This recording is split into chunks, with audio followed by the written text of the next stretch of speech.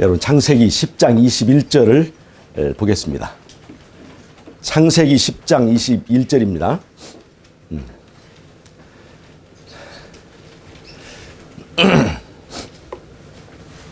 찾으신 분 한번 읽어주세요. 창세기 10장 21절입니다. 셈은 에벨 온 자손을 조사하며 아벨의 형이라 그에게도 자녀가 출생하였으니. 예, 쭉 읽어주세요. 셈의 아들은 엘랍과 일스리와 아르박살과 롯과 아라비오 아라부 아들은 우수와 홀과 게넬과 났으며. 네, 제가 오늘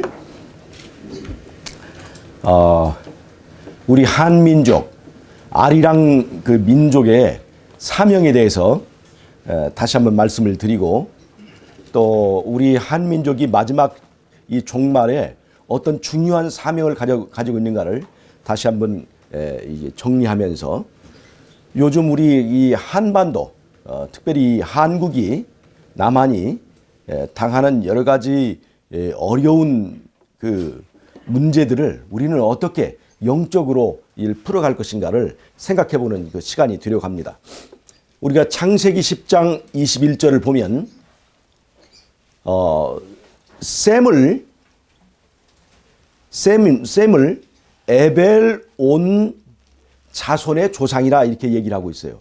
그런데 창세기 10장 21절을 보면 셈이 노아 홍수 후에, 노아 홍수 때에 노아의 세 아들이 있었죠. 셈과 함과 야벳인데, 그 중에 셈이 아들을 5을 낳았습니다.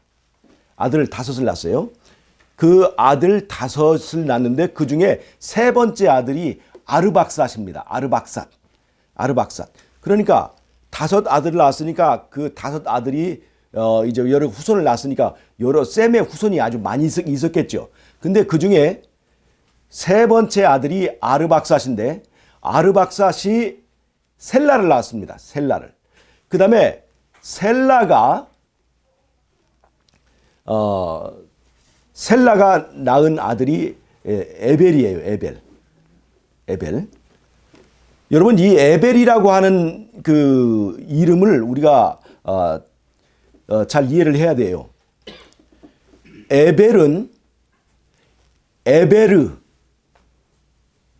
하는 것인데, 이 에벨이라고 하는 이름이 히브리라고 하는 이름의 어원입니다. 즉 에벨은 히브리라고 하는 말이에요. 그래서 셈을 히브리 온 자손의 조상으로 지금 설명하고 있는 거예요. 셈의 아들이 여럿인데, 그리고 그 여럿이 낳은 자손들이 많이 있는데, 그 중에서 셈이 아르박삿을 낳았고 그 아르박삿이 낳은 아들이 셀라인데, 그 셀라의 자손이 에벨이에요. 에벨. 그러니까 셈의 손자들이 굉장히 많이 있겠죠. 많이 있는 중에서 셈을 에벨의 초산, 에벨 자손의 초상이라고 설명하고 있는 거예요. 이것은 노아 홍수 후에 셈의 후손 중에서 하나님께서 이 에벨이라고 하는 그 자손을 굉장히 중요하게 취급하는 것을 우리가 성경적으로 볼 수가 있습니다. 그런데 여러분, 이 에벨, 즉 히브리라고 하는 그 말의 어원인 이 에벨 자손이 누구냐면 벨렉입니다. 벨렉. 이 벨렉의 계통을 타고 누가 나오냐면 아브라함이 나와요. 아브라함이. 그래서 이 에벨은 이 아브라함 자손의 조상인 거예요. 그래서 이 아브라함이 에벨에서 나왔기 때문에 히브리 자손이라고 하는 거예요. 근데 여러분, 창세기 10장 21절은 셈을 에벨 온 자손의 조상이라고 이렇게 묘사하고 있어요. 에벨 온 자손. 그런데 재미있는 것은 에벨은 아들이 하나가 아니라는 것입니다. 에벨은 아들이 둘이에요. 하나는 벨렉이고 하나는 욕단입니다. 여러분, 이 둘 다, 벨렉과 욕단 둘 다 에벨 자손이에요. 둘 다 히브리 자손이라는 거예요. 그런데 창세기 10장 21절은 셈을 에벨 온 자손의 조상이라고 그랬어요.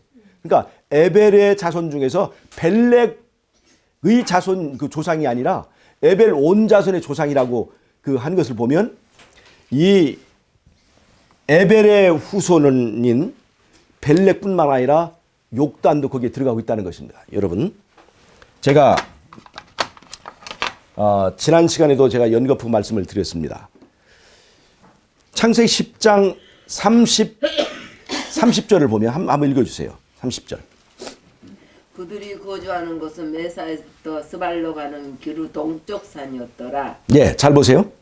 창세기 10장 26절부터 욕단의 자손들이 소개가 돼요. 욕단의 자손들. 한번 읽어보세요. 26절.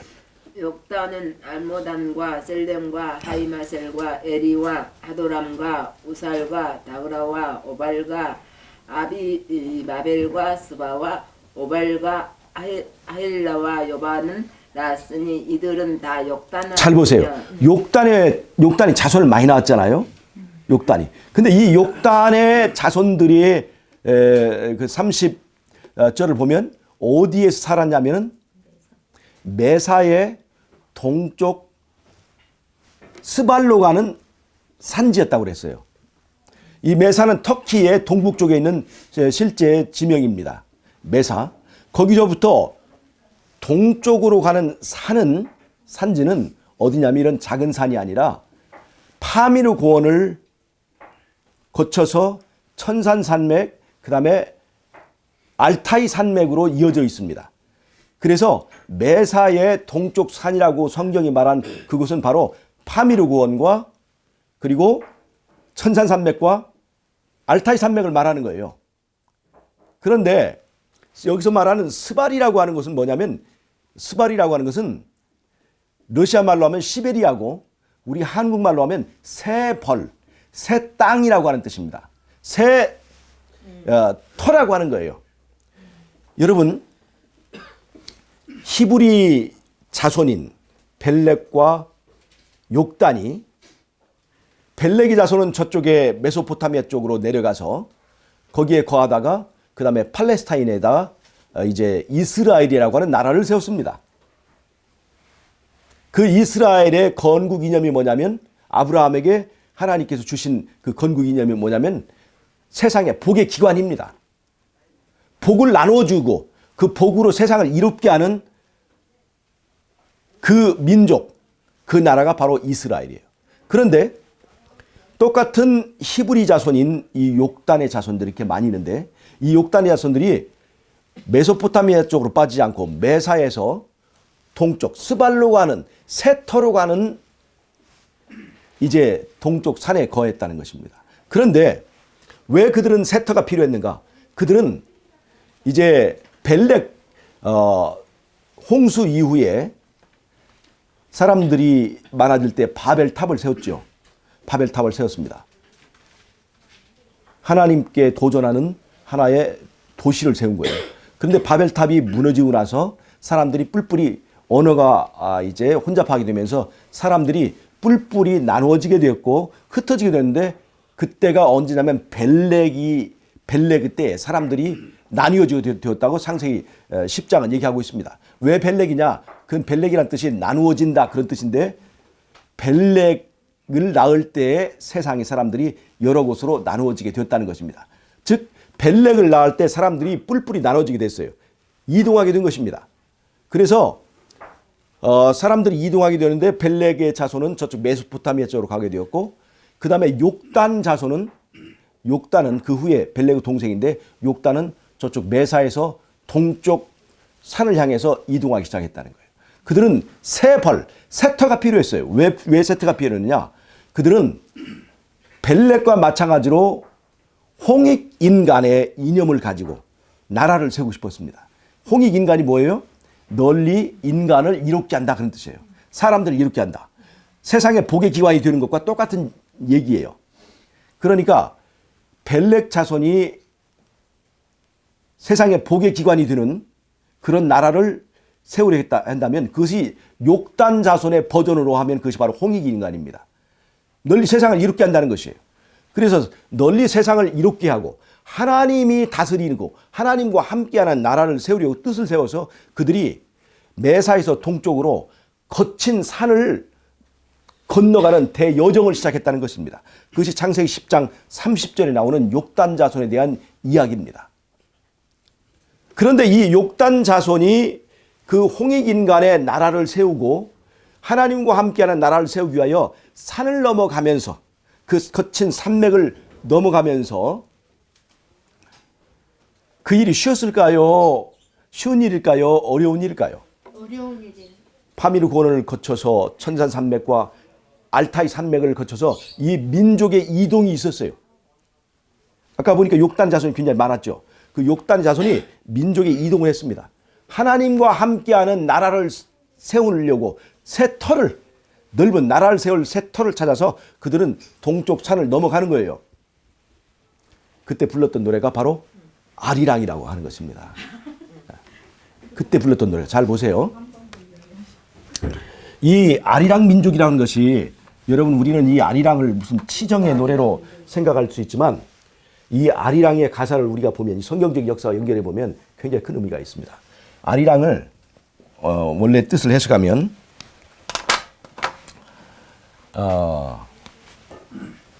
알이랑,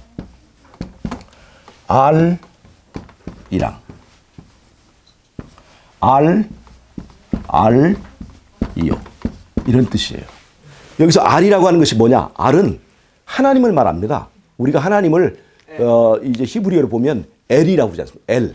엘은 바로 하나님을 가리킵니다. 바로 그것이 알이에요. 알. 이랑 함께.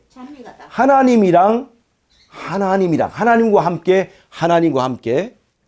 알, 하나님뿐이요. 그런 뜻이에요, 이게. 알이랑, 알알이요. 그 다음에 알이랑 고개를 넘어간다. 하나님과 함께 고개를 넘어가는데 그 고개 어디예요? 바로 성경 지금 창세기 10장 30절에 말하고 있는 메사에서 스발로 가는 동쪽 산을 넘어가는 거예요. 아리랑 고개. 아리랑 고개를 넘어가는 것입니다. 이것이 굉장히 험난한 민족의 그 여정이었어요. 마치 이스라엘의 출애굽을 해서 가나안까지 갈 때 그 험난한 광야를 거쳐서 결국은 가나안에 들어갈 때까지 수많은 고난을 거쳐야 됐던 것처럼 이 욕단의 자손이 세벌, 한국 이름으로 세벌, 스발이라고 성경에 되어 있죠. 그 스발은 세벌을 찾아서 그때 가는 여정이 아주 힘들고 어렵고 아픈 일이 많았습니다. 가다가 병들어 죽기도 하고, 가다가 쓰러지기도 하고, 가다가 낭떠러지에서 떨어지기도 하고, 그 한 사람이 가는 곳이 아니라 민족이 대이동을 하는 거예요. 여러분, 파미르 고원이라고 하는데, 파미르 고원에는 실제로 파가 많이 있습니다. 파.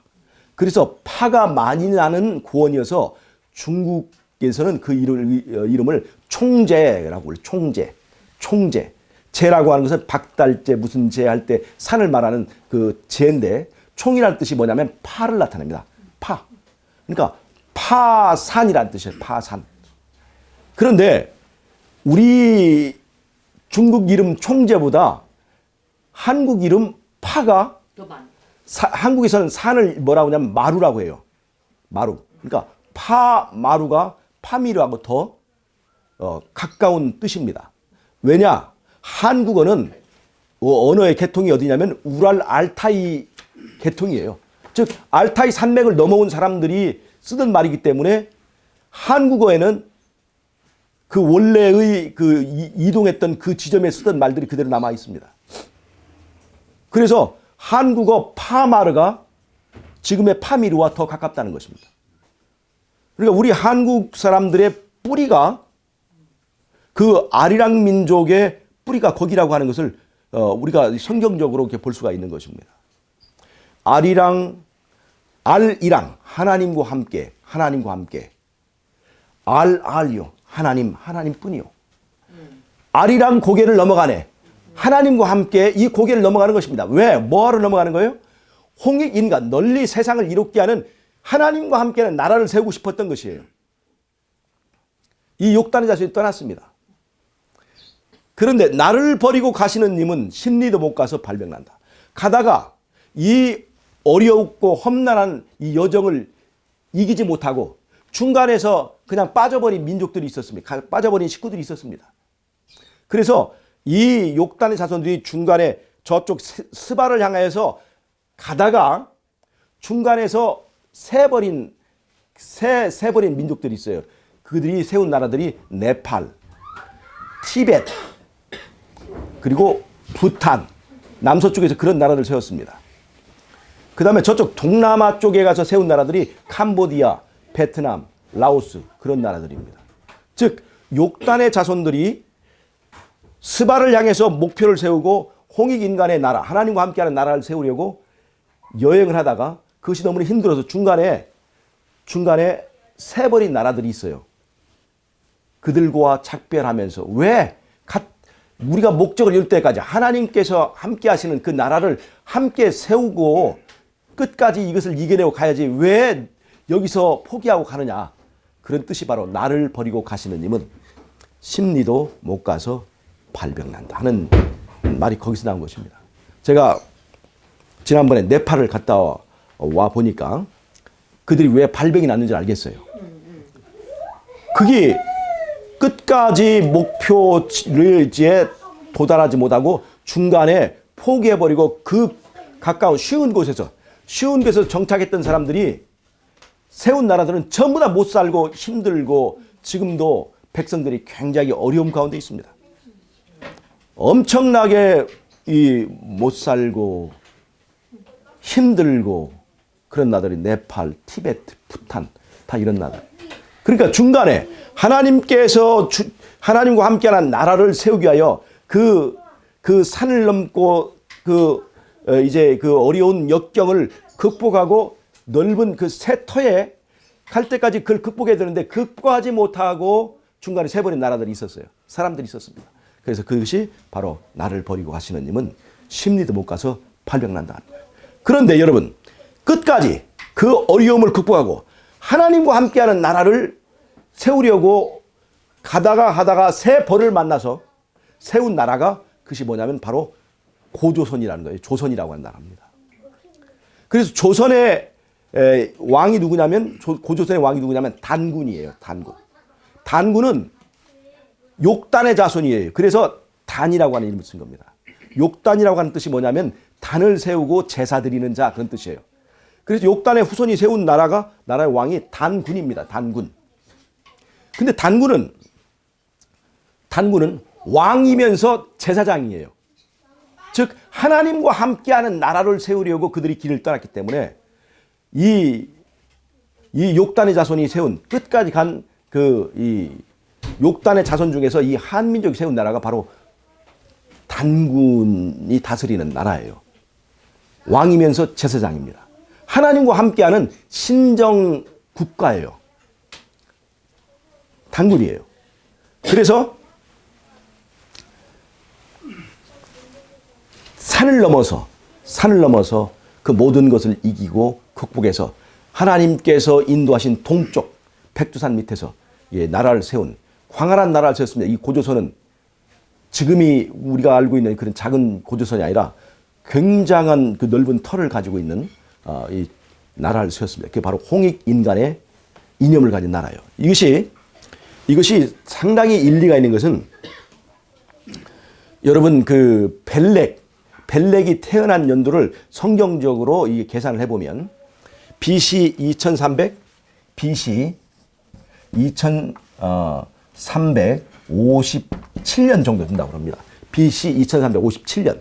그러니까 예수님 탄생하기 전에 2357년 정도에 이 벨렉이 태어났어요. 어떤 사람들은 2870년이라고 하기도 해요.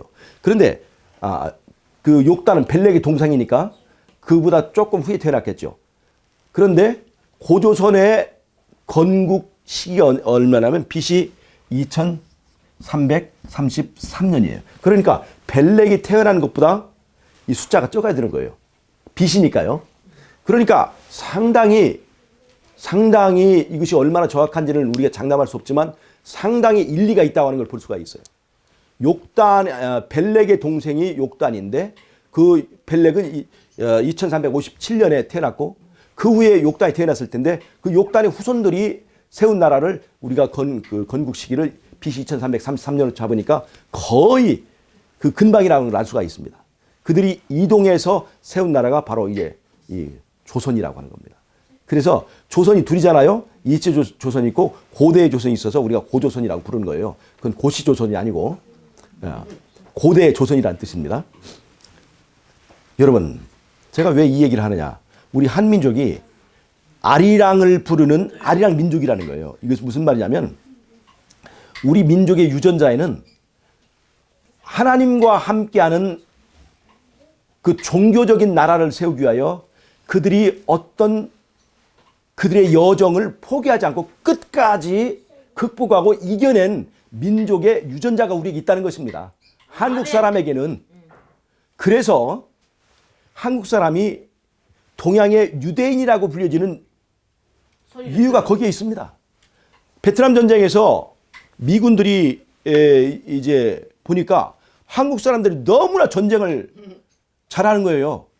그래서 아니 저 사람들이 이스라엘 군대냐? 왜냐하면 그 당시에 이스라엘 군대는 엄청나게 싸움을 잘하는 군대로 세계적으로 소문나 있었습니다.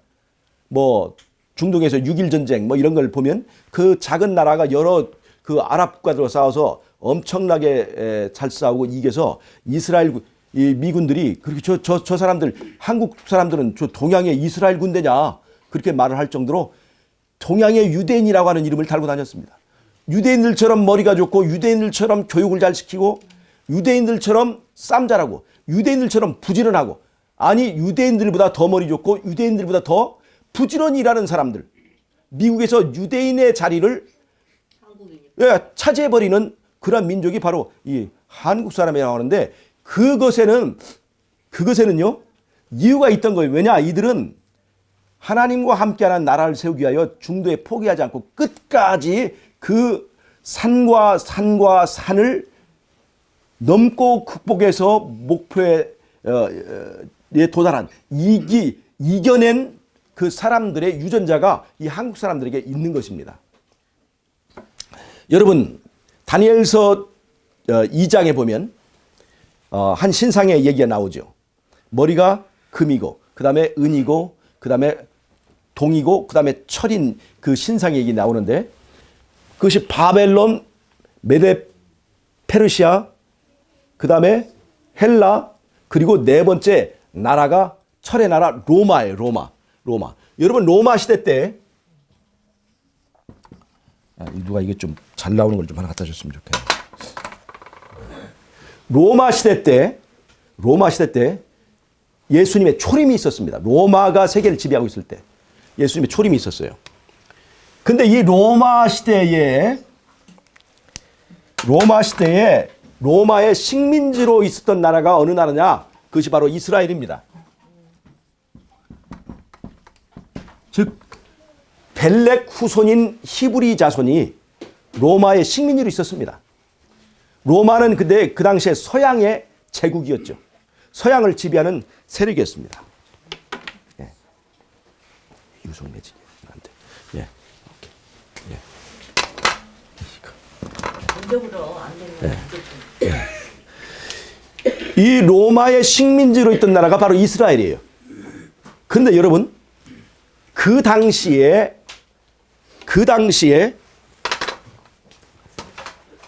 서양에서 세계를 지배하고 있던 제국이 로마였는데 동양에서 세계를 지배하고 있던 나라가 바로 한 나라입니다. 한 나라예요. 여러분 로마는 계시록 12장을 보면 로마는 머리가 7개요 뿔이 10개인 붉은 용으로 묘사가 됩니다. 계시록 12장에. 로마는 용으로 묘사되는 나라예요.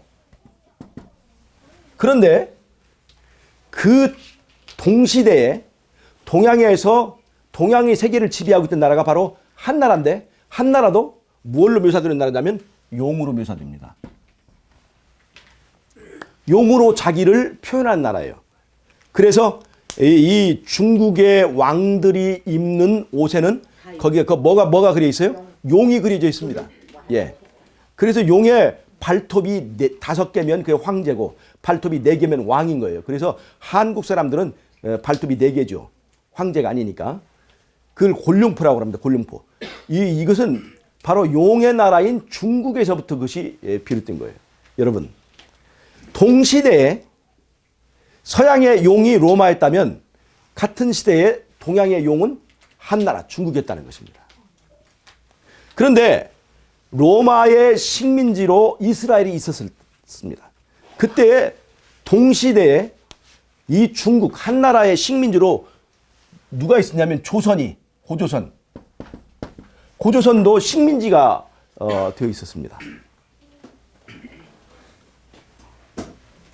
비슷한 운명을 가지고 있었어요.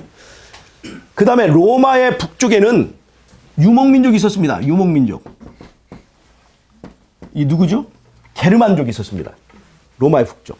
그 다음에 한나라 중국의 북쪽에도 유목민족이 있었습니다. 그게 바로 흉노족입니다. 흉노족이 있었습니다. 흉노족. 둘 다 유목민들, 북쪽에 있는 야만인들이 문제였습니다. 그런데 이 두 나라는 이 로마도 북쪽에 유목민족이 있었고 한나라도 북쪽에 유목민족이 있었는데 이 두 나라는 어떻게 연결이 되느냐? 중국 한무제 때, 한나라 한무제 때 이 흉노족이 너무나 이제 고민거리에서 흉노 토벌을 합니다. 흉노를 토벌을 해가지고 흉노가 남북으로 갈라지다가 북쪽에 있는 흉노가 동서로 갈라지면서 서쪽 흉노가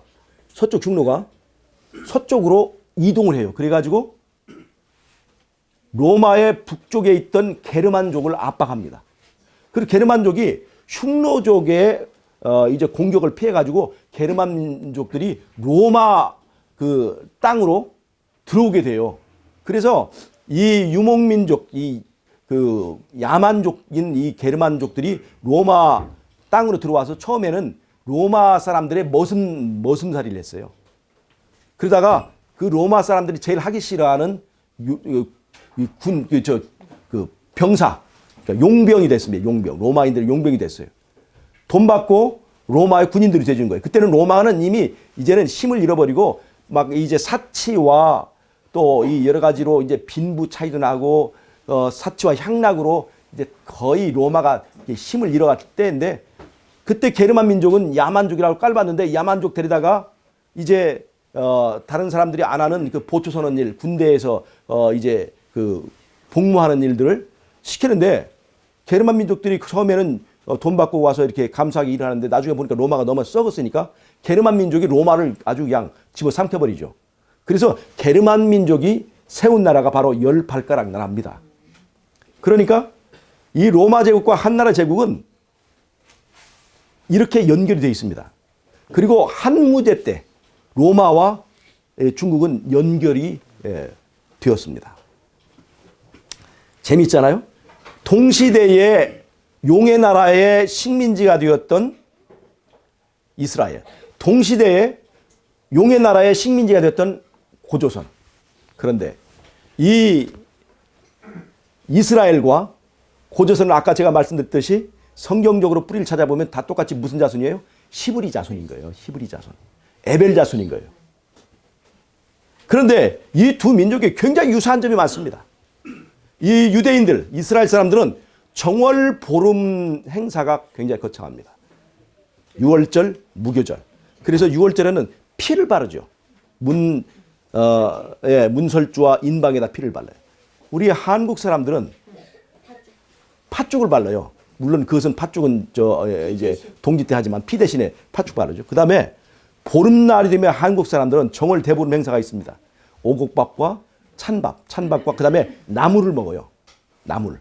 그런데 유대인들은 그때 무교병과 쓴 나물을 먹습니다. 비슷한 보름 행사가 있습니다. 비슷하게 이 두 민족은 배그민족입니다. 한국 사람들은 배그민족이죠. 이 조선 사람들은. 그런데 유대인들도 배그민족입니다. 세마포를 입는 배그민족이에요. 비슷합니다. 이 한국 사람들이 아리랑을 부른다면 유대인들도 그 노래를 보면 거의 비슷한 어떤 음조가 굉장히 좀 서글프면서 그런 비슷한 그런 음조의 노래를 불러요. 여러분, 유대인들과 한민족 사이에는 아주 비슷한 것들이 굉장히 많이 있습니다. 초막절을 지키는 그 초막절이 거의 시기적으로 우리 한국의 8월 대보름, 8월 대보름이 아니라 8월 이 한가위, 추석과 같습니다. 추수감사절이 거의 비슷한 시기에 음력을 지키면서 그것이 있어요. 여러 가지로 비슷한 것들이 많이 있는 것이에요. 왜냐하면 유전적으로 한 에벨이라고 하는 한 조상에게서 그 나왔기 때문에 그렇습니다. 자, 그런데 로마 시대 때 이때 예수님께서 초림하셨잖아요. 초림 때 쓰여진 민족이 누구냐? 그것이 바로 이스라엘입니다. 초림 때. 이스라엘은 지정학적으로 그 당시에 모든 대륙이 연결되는 지점에 있었습니다. 그래서 이 이스라엘이 로마의 식민지로 있을 때 예수님께 오셨고 그때 로마라고 하는 네트워크를 통해서 복음이 전파되게 된 거예요. 모든 길은 로마로 통한다 하는 그 로마 시대 때 그 정비된 길을 통해서 복음이 전파되었는데 복음이 어떤 쪽으로 가게 됐냐면 서쪽으로 가게 되었습니다. 서쪽으로 마게도니아의 부르심을 받아서 복음이 저쪽 아시아 쪽으로 가지 못하고 이제 서쪽으로 가게 됐어요. 그래서 예수님의 초림 때부터 로마의 네트워크를 통해서 복음이 서쪽으로 전해지다가 예수님이 재림이 가까운 이때에 이 복음이 저쪽 서쪽으로 돌다가 미국을 통해서 어디로 들어왔냐면 한국에 복음이 들어간 거예요. 여러분, 이 두 히브리 민족, 즉 조선과 유대인들은 또 하나의 공통점이 있는데 우리 한국의 국화가 뭐냐면 무궁화입니다. 무궁화가 많이 나는 땅이에요. 무궁화를 우리나라 국화라고 했는데 이 무궁화는 성경에서 말하는 샤론의 장미하고 똑같이 샤론의 장미입니다. 예수님을 샤론의 장미라고 그랬잖아요. 아가서에 샤론의 장미라고 한 그 샤론의 장미가 바로 무궁화를 말하는 겁니다. 거기도 무궁화가 많이 있는 나라예요. 두 나라가 다 무궁화의 나라입니다. 복음이 돌고 돌아가지고 서쪽으로 가가지고 예수님 재림이 가까울 때 이 복음이 예수님의 복음이 어디 와서 무궁화꽃처럼 꽃을 피웠냐면 바로 일본도 아니고 중국도 아니고 바로 이 조선에 와서 이 복음이 꽃을 피웠습니다. 그래서 이 한국에 와서 이 기독교의 복음이 꽃을 피운 데는 의미가 있어요. 동양의 히브리 민족이 바로 이 조선이기 때문에 그렇습니다. 여러분, 그 이스라엘은 이스라엘과 혈통이 비슷하면서 이스라엘과 아주 그 경쟁 관계에 있는 아랍 민족들이 있습니다. 아랍이라고 하는 사람들은 이스라엘과 섞인 민족이에요.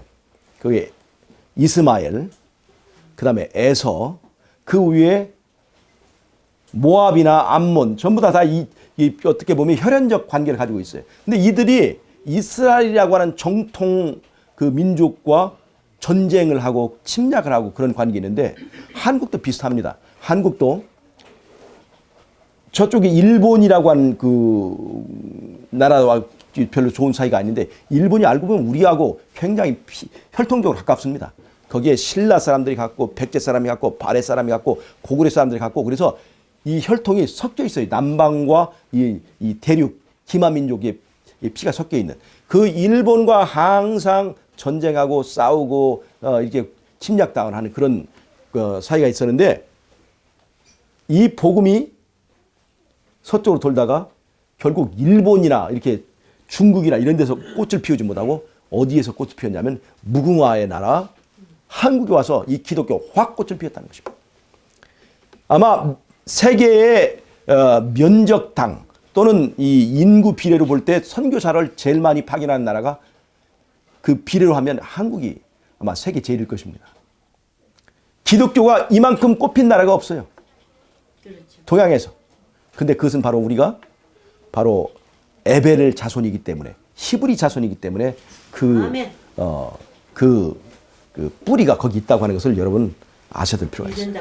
예수님이 재림이 가까울 때 왜 복음이 왜 이 동양의 히브리족인 왜 한국에 와서 꽃이 피었는가 이유를 아실 수 있으시겠죠. 자, 보세요. 복음은 땅까지 전파되어야 됩니다. 그래 예수님이 재림이 이제 이루어지는 거예요. 그런데 여러분, 복음이 벨렉 자손 히브리 자손 중에서 벨렉 자손에게서 시작돼서 이제 욕단의 자손에게로 이제 다른 히브리 민족에게로 바톤이 전해졌어요. 이제 이것이 땅까지 전해지려면 여기서부터 이 욕단의 자손에게 전해진 이 복음이 마지막 때 원래 벨렉 자손에 있는 곳까지 다 이것이 가야 한 바퀴를 빵 도는 거예요. 그래야 끝이 오는 것입니다.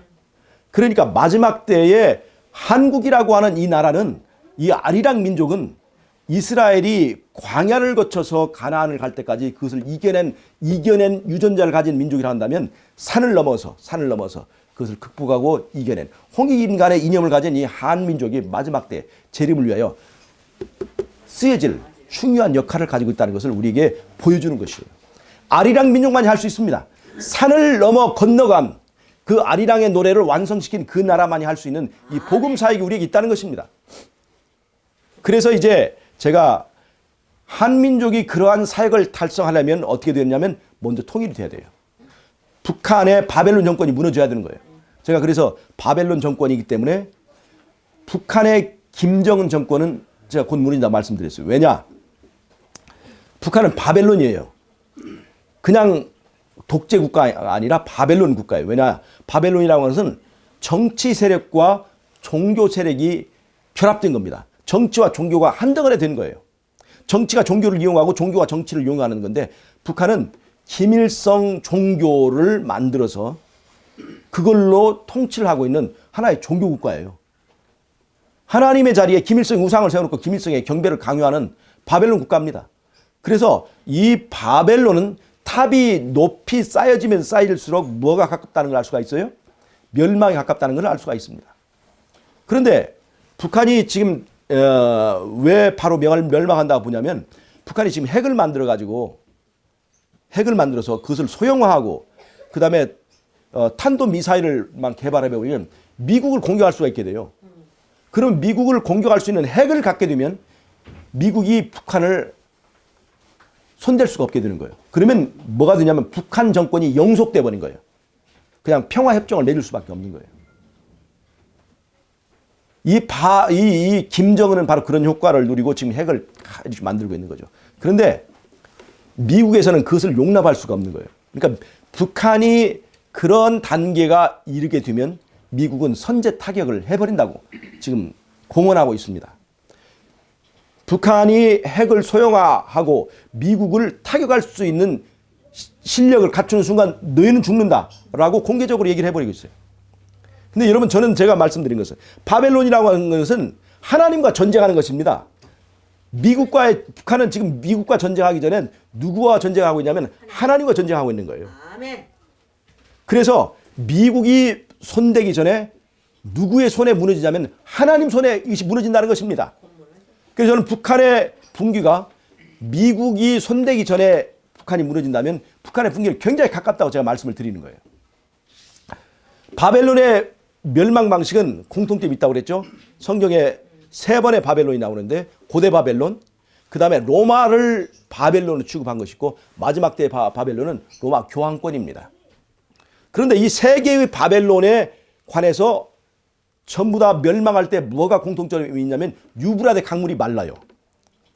바벨론이 멸망할 때는 반드시 유브라데 강물이 마르게 되어 있습니다. 다니엘 시대에 그렇게 유브라데 강물이 말라서 바벨론이 무너졌고, 그 다음에 계시록 8장 9장이 나오는 7나팔에서 6번째 나팔에 유브라데 강물에 이제 묶여 있던 4천사가 풀려나면서 이제 로마 제국의 붕괴가 있게 되는 것입니다. 그리고 계시록 16장에서 12절부터 16절까지 6번째 재앙이 있는데 그 6번째 재앙이 뭐냐면 유브라데 강물이 마른 것입니다. 바벨론은 반드시 유브라데 강물과 관련이 있어요. 이 유브라데 강물은 뭐냐? 바벨론을 보호하는 보호선입니다. 방어해주는 방어막이에요. 왜 그러냐? 바벨론은 이중의 성으로 되어 있는데 외성과 내성이 있는데 외성과 내성으로 바벨론을 이렇게 쌓아놓고도 마음이 안 놓여서 그 외성 바깥에다가 운하를 팠습니다. 운하. 강을 끌어들인 거예요. 그 강이 뭐냐면 바로 유브라데 강물입니다. 즉 유브라데 강물로 바벨론을 지키겠어요. 그러니까 강을 건너와야만 바벨론 성을 침입할 수 있게 된 거예요. 평상시에는 다리를 둬서 다리를 건너가게 하지만 비상시에는 다리를 이렇게 들어 올려버리면 강을 건너와야만 바벨론 성을 올라갈 수 있게 돼 있어요. 그러니까 그 강을 건너서 오는 적들을 위에서 이 성에서 그들을 물리치는 건 너무나 그 식은 죽 먹기 위해서 감히 공격을 못하게 돼 있어요. 난공불락의 성입니다. 벨사살 당시에 바로 이제 이 바벨론이 그렇게 이제 페르시아 고레스와의 전쟁에서 이제 패배를 하기 때문에 그 벨사살이 성문을 걸어 닫고 다리를 들어 올리고 바벨론 성 안에 들어 있었어요. 그 안에 몇 년 먹을 양식과 물이 다 있었습니다. 절대로 망하지 않을 것이 생각했는데 뜻밖의 자기들이 믿었던 유브라데 강물이 말라버린 거예요. 왜 말랐어요? 고레스가 그 유브라데 강물을 딴 데로 돌려버렸어요. 저 위쪽에서 상류에서. 유브라데 강물을 믿고 있었는데 유브라데 강물이 말라버린 거예요.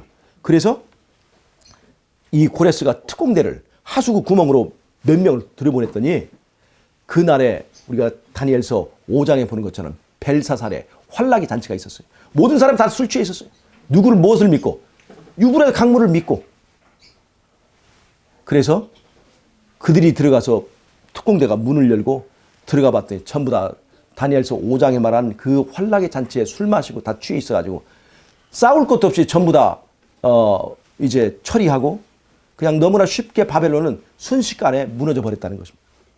이것이 바벨론의 멸망 방식이에요. 즉 믿었던 것들에 팔등 지키는 것이 바로 이 바벨론의 멸망 방식이에요. 그럼 북한의 멸망은 무엇이냐? 북한은 무엇으로 자기의 나라를 지키고 있느냐면 이 유브라데 강물에 해당되는 것이 뭐냐면 북한의 군대입니다. 북한은 선군 정책을 하고 있잖아요. 군대를 우선하잖아요. 백성들은 굶어 죽어도 군대는 살려주는 것이 이 김정은의 정책이에요. 그런데 성경에 보면 바벨론은 유브라데 강물이 말라서 무너져요. 다른 말로 하면 북한의 멸망은 김정은이가 가장 믿었던 것에 의하여 팔등 지켜서 생각지도 않았던 것에 의하여서 이 북한은 무너지게 된다는 것입니다. 군부에 의해서 무너질 확률이 굉장히 높습니다. 그럼 북한의 분기와 여러분 굉장히 가깝다 우리 성경적으로 보면 그렇게 바라볼 수가 있습니다. 북한이 무너져야 한국이 마지막에 이 히브리 자손으로서의 어떤 사명을 달성할 수가 있는 것입니다. 그런데 북한의 분기가 지금 가까운데 지금 한국의 상태가 어떻습니까? 자, 보세요. 한국의 주변에 어떤 나라들이 있는지 한번 보세요. 이 한국의 주변에 강대국, 4대 강대국이 있습니다. 자, 4대 강대국이 뭐냐? 첫째, 중국과 러시아, 일본, 그리고 미국이 있습니다. 한반도와 관련된 4대 강대국이에요. 근데 여러분 하나 잘 보세요. 지금 중국의 통치자가 누굽니까? 시진핑이죠. 지금 시진핑은요, 중국의 통치자 중에서 가장 강력한 힘을 가진 거의 독재할 수 있을 정도로 이 권력이 집중된 상태에 있습니다. 이 시진핑은요. 이 등소평 그 시대까지만 해도 힘을 길러도 절대 힘을 자랑하지 않고 표시하지 말라고 그랬어요. 근데 이 시진핑 시대 와서는 이제는 세계를 향해서 우리의 힘을 뻗쳐야 된다라고 세계를 공략할 것이 이 시진핑의 목표입니다. 중국이 이렇게 강력한 통치력을 가진 지도자로 준비되고 있습니다. 그 다음에 러시아의 지도자는 누굽니까? 푸틴이에요. 여러분, 지금 이 푸틴이라는 사람은 얼마나 독재자인 줄 아시죠? 강력한 지배력을 가지고 있습니다. 카리스마 넘치는 이 힘을 가진 이 황제와 비슷한 그런 이 지도자가 지금 러시아를 다스리고 있습니다. 여러분 지금 일본을 한번 보세요. 일본의 지금 지도자가 누굽니까? 아베예요. 아베가 일본 사람들에게 얼마나 지지를 받는 줄 아시죠? 지금 무너져가는 일본의 경제를 아베노믹스로 이렇게 일으키면서 아베는 엄청난 지지를 받고 있어요. 얼마 전에는 거의 60%. 지금 박근혜 대통령의 몇 퍼센트 지지를 받고 있어요? 뭐 4%, 5% 이렇게 얘기하고 있는데 옛날에 잘 간다고 할 때는 30 몇 퍼센트를 받았었어요. 근데 지금 60%가 넘는 지지를 받고 있는 것이 이 아베예요. 엄청난 이 지도력을 가지고 있습니다. 지금 미국은 대통령이 누가 됐습니까? 누가 됐어요? 트럼프라고 하는 사람이 됐잖아요. 이 사람은 거의 독재자 수준입니다. 아주 강력한 그 힘을 그동안에 너무 신사적이고 순한 지도자들이었는데 이제는 미국 사람들이 자기들도 좀 자기 나라 이익을 좀 챙길 수 있는 강력한 리더를 뽑았는데 그것이 바로 트럼프예요. 이 4대 강국이 한국과 관련되어 있는 강대국들인데 전부 다 엄청난 힘을 가진 이 지도자로 구성이 됐습니다. 근데 지금 한국의 상태는 어떻습니까? 한국에도 강력한 지도자가 나와야 되는데 강력한 지도자가 나오기는 그냥 지금 4대 강국 주변에서 이런 그 강력한 왕들이 있다 한다면 우리는 4분 5열되어 있습니다. 다 찢겨져 있는 거예요. 여러분, 지금 한국은 구 한말 시대처럼 거의 나라가 여러 주변에 있는 나라들에 의해서 먹힐 수 있는 그런 가능성이 있는 상태로 지금 들어가고 있는데 주변에는 강력한 지도력을 가진 그 나라들로 둘러싸이는데 우리나라는 강력하게 연합하기는커녕 전부 다 4분 5열되어 있다는 거예요. 지금 우리가 이런 시점에 있는 거예요. 그런데 우리가 지금 이제 북한의 정권이 무너지고 한국이 통일되기만 하면 한국은 누구도 얕볼 수 없는 그런 나라가 되는 거죠. 그 다음에 우리가 이 대쟁투의 그 노선에서 그 다음에 있는 것이 뭐냐면 미국과 중국의 여의주 싸움이라고 제가 말씀드렸죠. 마지막에 대쟁투는 어린 양과 용과의 싸움입니다. 어린 양과 용과의 싸움이에요. 마지막 때 용은 미국이 그것을 지금 역할을 하고 있죠. 계시록 13장 11절을 보면 땅에서 두 뿔 가진 양이 등장합니다. 계시록 13장 1절에서는 바다에서 등장하는 그 짐승이 있다면 계시록 13장 11절에는 땅에서 등장하는 두 뿔 가진 양이 있는데 그것이 바로 미국을 말하는 거죠. 미국을 말하는 거예요. 새끼 양 같은 짐승이거든요. 새끼 양 같은, 다른 말로 하면 어린 양 같은 짐승입니다. 어린 양 같은 짐승. 어린 양 같은 모양을 하고 있으면서 용같이 말하는 땅에서 올라온 나라가 어디냐? 그 바로 신대륙에서 올라온 기독교 국가, 어린 양 같은 그 짐승의 나라. 그러면서 세계를 호령하는 용의 소리를 내고 있는 것은 바로 미국을 말하는 것입니다. 계시록 14장에는 어린 양이 등장합니다. 어린 양이 어디로 이끌든 따라가는 14만 4천이 등장하죠. 거기서 어린 양이 등장해요. 어린 양이 계시록 14장이 등장한다면 계시록 13장 11절에서는 어린 양 같은 마치 기독교 국가 같은 이 미국이 등장하는 거예요. 근데 그것이 그 기독교 국가 같지만 사실은 용의 소리를 내는 이 시대의 용이라고 하는 것입니다. 그래서 마지막 때는 이 용의 소리를 내는 미국이 로마 카톨릭과 계시록 13장 1절부터 나오는 바다에서 나온 짐승과 결합을 해서 짐승의 우상을 세우고 짐승의 표를 강요하는 일을 할 거잖아요. 즉 용과 용의 소리를 내는 사입이 어린 양, 다른 말로 하면 용의 세력입니다. 용과 어린 양과의 싸움이 마지막에 대쟁투 아마겟돈 전쟁을 말하는 거예요. 아마겟돈 전쟁은 어린 양과 용의 세력과의 싸움입니다. 그런데 어린 양과 용의 세력의 싸움 전에 뭐가 있게 되냐면 용들이 여의주를 차지하기 위해서 용들의 싸움이 벌어지는 거예요. 여러분 우리가 보면 이무기라고 하는 거 아시죠? 네. 용이 되려고 하는데 여의주는 하나인 거예요.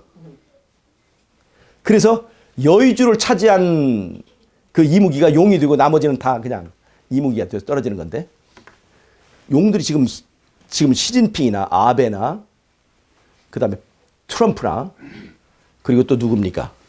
푸틴이나 이런 사람들은 지금 이게 용들의 전쟁에 참여하는 이 용들이에요. 용 새끼들이에요. 그런데 이들이 어디에서 싸울 거냐? 바로 그것이 바로 한반도라고 하는 이 전쟁터라는 겁니다. 왜 그러냐? 지금 한반도는 이렇게 혼란스럽지만 제가 말씀드렸잖아요. 북한이 어느 날 갑자기 군부 쿠데타나 이런 것들에 의해서 갑자기 북한이 붕괴되면서 한반도의 통일이 갑자기 오는데 여러분 남한은 지금 미국과 군사조약이 있어요. 북한은 지금 중국과 군사조약이 있습니다. 북한이 붕괴되면서 남한이 그게 진입하게 되고 핵무기 뭐 제거하게 되고 그다음에 미국과 연합된 남한의 세력이 결국 한반도를 통일하게 될 때 이것이 평화롭게 되는 게 아닙니다. 즉 북한과 군사조약을 맺고 있는 중국이 가만히 있을 수가 없는 거예요. 그래서 이 남한이 통일되면서 미국과 중국의 군사적 대립이 생길 수가 있고 그다음에 엄청난 이제 이 긴장 관계가 백두산을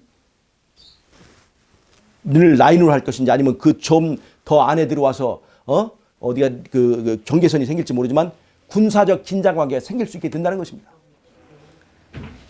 그래서 이 한반도의 상황이 이렇게 변동이 될 때 바로 거기서 용들의 전쟁이 시작되는 거예요.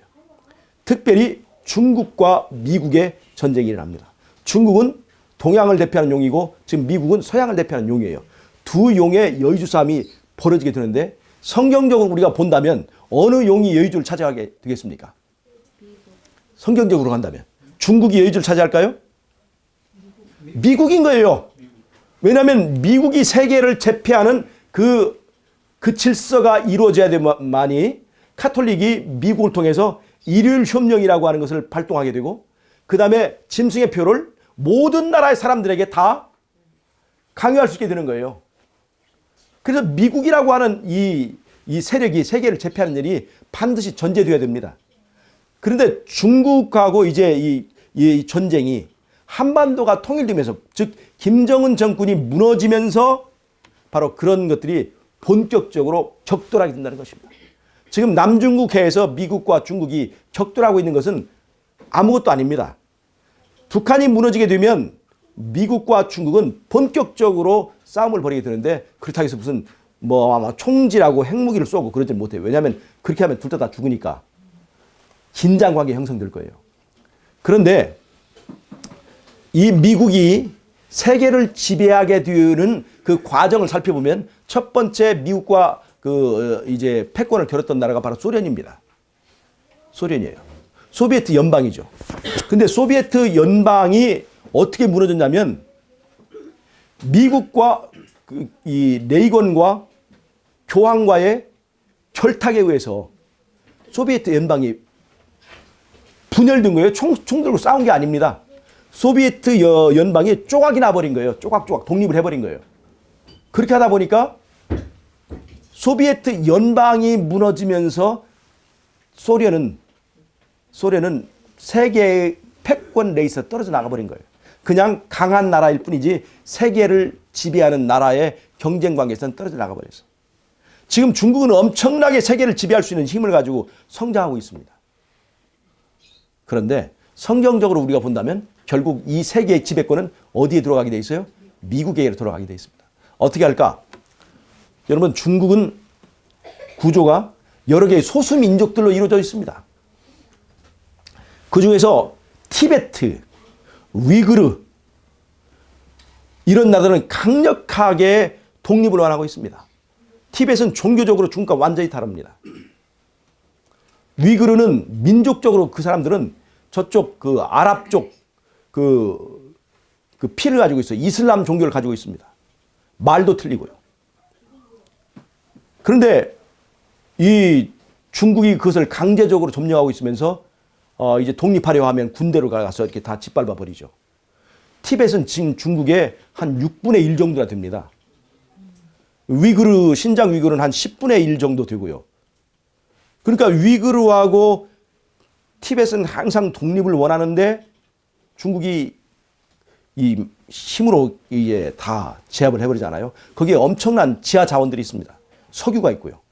그래서 이 나라들 놓질 않아요. 그런데 중국이 미국과의 긴장 관계가 저쪽 만주 쪽에서, 백두산 쪽에서, 우리 한반도 쪽에서 생겨버리면 중국의 군사력이 그쪽으로 집중될 수밖에 없는 거예요.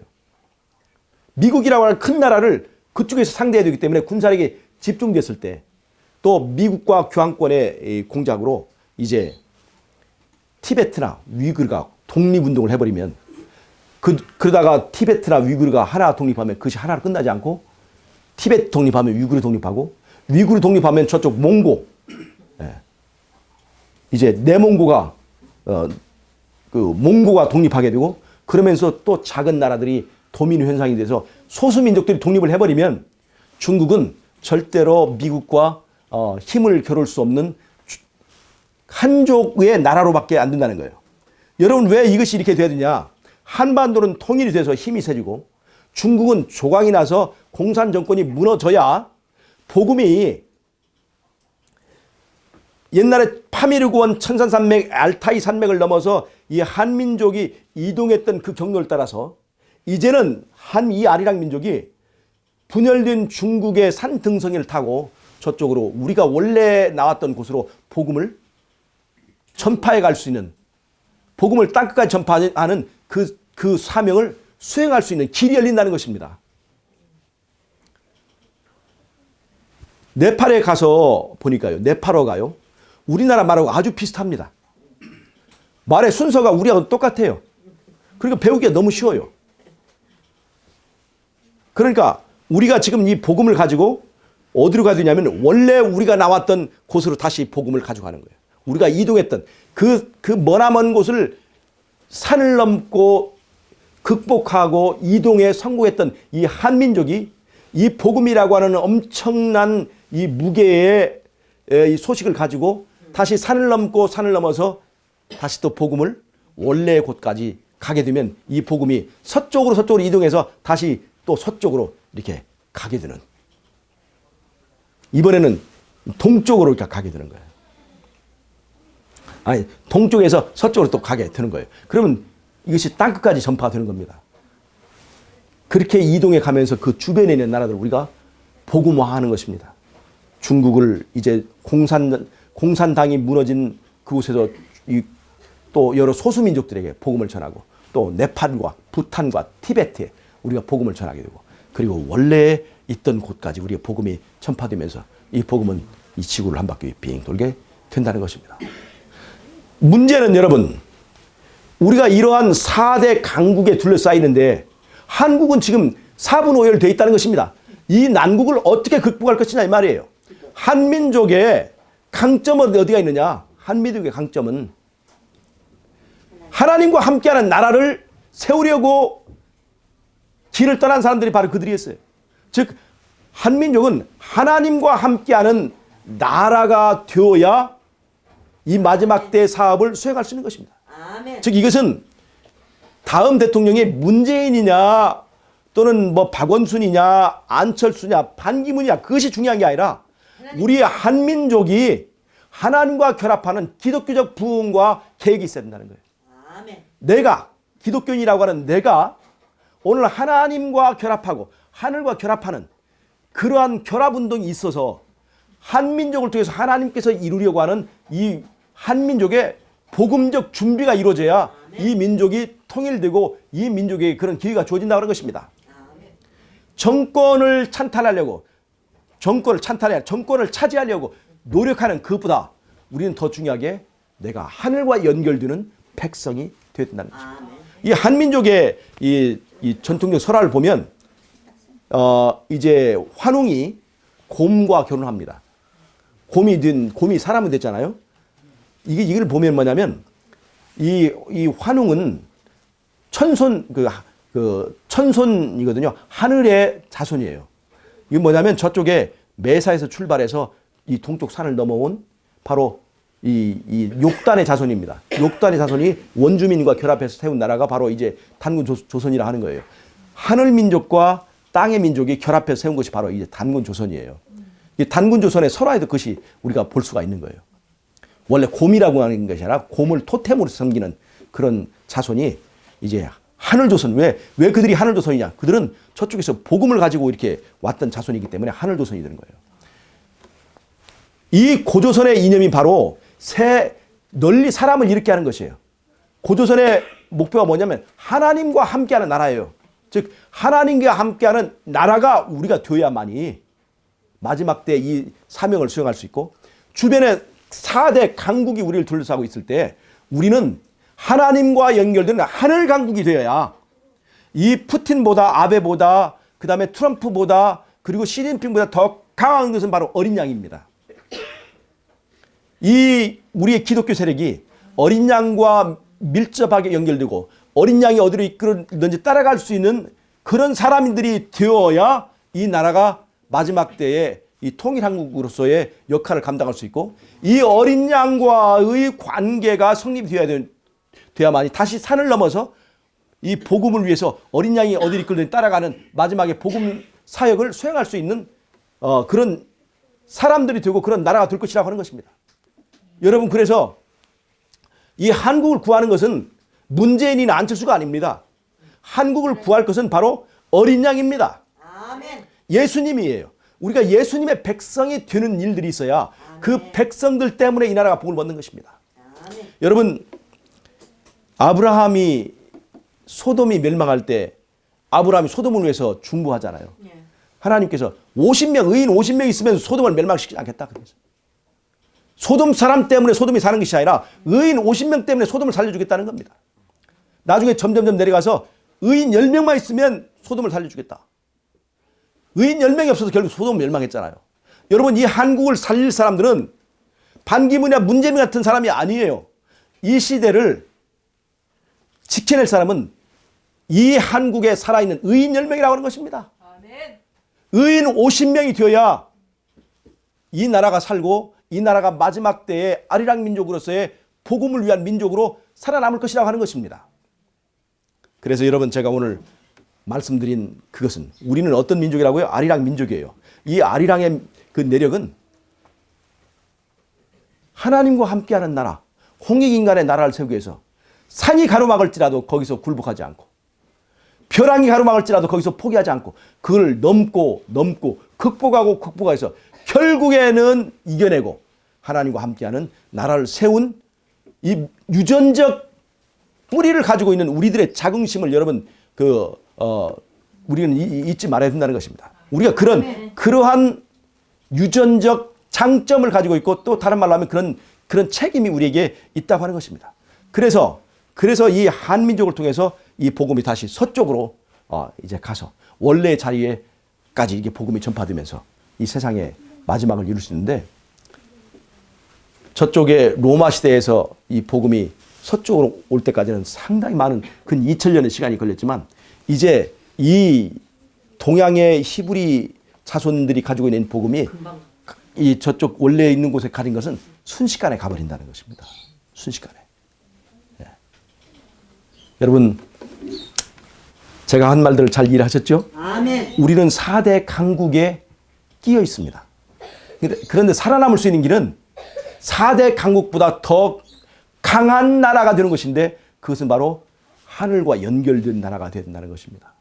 하늘과 연결된 나라가 마지막 때에 이 세상의 역사적인 사명들을 수행하게 된다고 하는 것입니다. 그리고 여러분, 중국이 아무리 저렇게 힘이 세도 성경적으로 본다면 중국도 미국 앞에 무릎을 꿇을 것입니다. 절대 중국 편에 손들 끼거나 하는 것들은 성경적으로 보면 굉장히 어리석은 일이라고 볼 수 있습니다.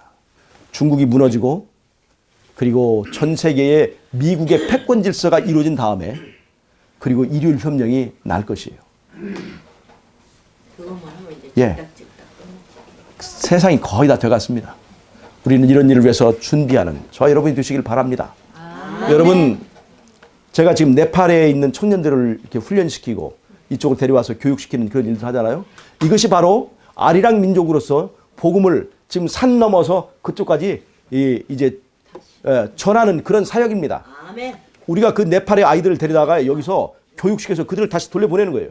그러면 그들이 우리가 갈 수 없는 부탄 같은 곳, 티벳 같은 곳에 복음을 전할 수 있는 선교사가 되는 거예요. 우리는 그 일을 지원하는 것입니다. 우리는 아리랑 민족이기 때문에 그 일을 할 수 있어요. 여러분, 저희가 네팔에 갔더니 한국 사람이라고 그래요. 한국이라고 얼마나 대우가 좋은지 몰라요. 공항에서도 여권 심사를 하는데 한국 사람이라고 했더니 저쪽으로 와서 특별히 이렇게 특별 대우를 했어요. 아주 빨리. 빨리 그 여권 수속을 다 마치고 갈 수 있게 됐습니다. 여러분, 그런 일이 어떻게 일어나겠습니까? 한국이 이만큼 발전을 했기 때문에, 선진국이 되었기 때문에 그런 선교적 사명을 달성할 수 있는 거예요. 내가 만약에 방글라데시에서 왔다면 그 사람들이 우리에게 그렇게 할까요? 우리에게서 뭔가 유익을 얻을 수 있기 때문에 그 사람들이 우리를 대우하는 거죠. 네팔 사람들이, 네팔에서는요, 한국어를 배우는 것이 우리가 영어를 배우는 것처럼 한국어 학원이 거기서는 학생들이 모입니다. 그러니까 우리가 네팔에 가면요, 뭐가 되냐면 네이티브 스피커가 되는 거예요. 원어민 교사가 되는 거예요. 원어민 교사. 이게 네팔에서 일어나는 거예요. 왜냐하면 네팔 사람들은 한국에 오면 네팔 돈의 가치가 한국의 10분의 1밖에 안 돼요. 그 사람들은 10만 원을 가지면 한 달 월급입니다. 10만 원. 그러니까 한국에 와서 이 사람들이 한 150만 원만 받아도 1년 벌이를 한 달에 해버리는 거예요. 그런데 한국은 다른 나라와 달리 외국인 노동자를 차별하지 않습니다. 미국이나 일본은 외국인 노동자를 내국인과 똑같이 월급을 주지 않아요. 차별법이 있어요. 근데 한국은 차별하지 않아요. 그러니까 네팔 사람들이 한국에 와서 돈 벌기가 쉬운 거예요. 그러니까 일본이나 미국이 아니라 한국에 오려고 한국어 공부를 하는 거예요. 왜냐하면 한국에 오려면 반드시 한국어 시험에 합격을 해야 되거든요. 그래서 한국의 학원이 아주 잘 됩니다. 한국 학원이.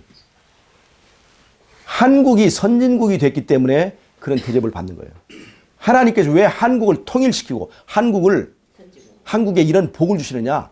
이건 우리가 잘 먹고 잘 살라고 하는 것이 아닙니다. 홍익인간, 널리 세상을 이롭게 하는 그런 선교의 사명을 달성하라고 우리에게 그런 일을 해 주실 것이라고 하는 것입니다. 우리가 선교적 사명이 없이 잘 먹고 잘 살게 되면 타락하게 되는 거예요. 우리는 이 나라가 통일되기 전에 내 마음속에서 분열된 내 영적 상태가 통일되도록 우리가 노력하고 기도해야 된다는 것입니다. 내 안에서의 통일이 먼저 이루어져야, 즉 하나님 나라의 통일이 이루어져야 이 나라의 통일이 앞당겨진다고 하는 것입니다.